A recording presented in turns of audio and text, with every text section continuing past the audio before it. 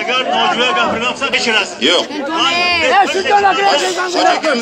Yo'q, hoji emasman, xudo qolasi. Bo'lmasa hajga yuboramiz. Bitta narsa. Eshitinglar. Shu odamga ishonasizlarmi? Mana shu odam o'sha boyga yaylovlar bo'yicha nazorat kengashining raisi bo'ladi.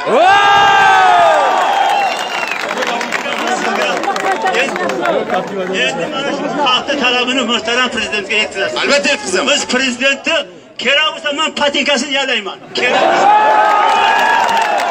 Sababi bunaqa prezident O'zbekistonga bir xudo berdi. Xudoni o'zi berdi bizga. Xudodan prezident.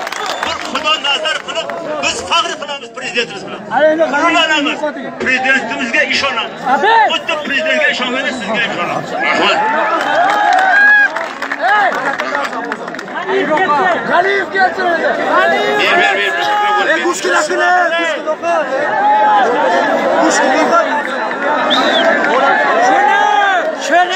Loyiq eshitamiz.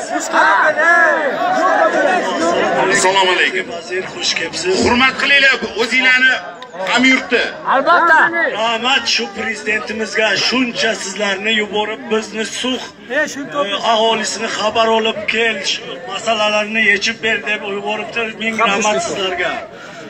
Birinchi hurmatli vazir, bizda birinchi muammo bu chegara muammosi. Hozir aytib o'tishdi. Biz chegaramiz qayerdaligini bilmaymiz.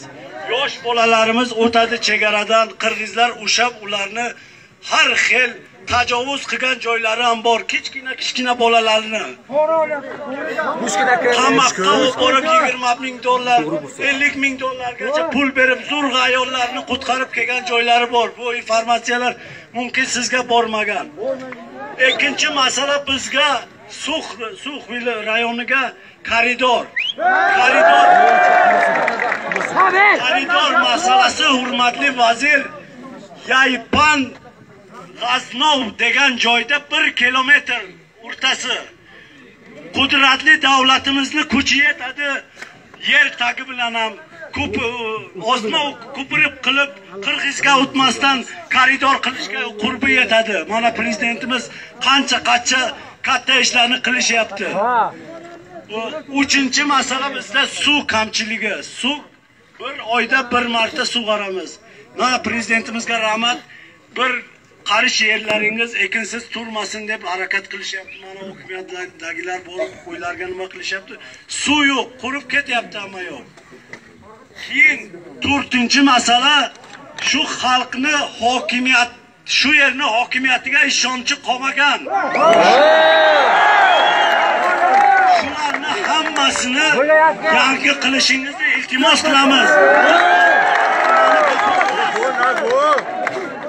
Keyin bizga shu yerga Sayfiddinov degan hokim shu yerni obod qilishga talabi shu odamni keltirib bizga hokim qo'yishingizni iltimos qilamiz. Bo'ldimi? Endi eshitinglar. Eshitinglar. Boyiga taklifni albatta o'ylab ko'ramiz. Boyiga Yaypan degan joydan. Lekin bitta narsa, uni ham qo'shilasiz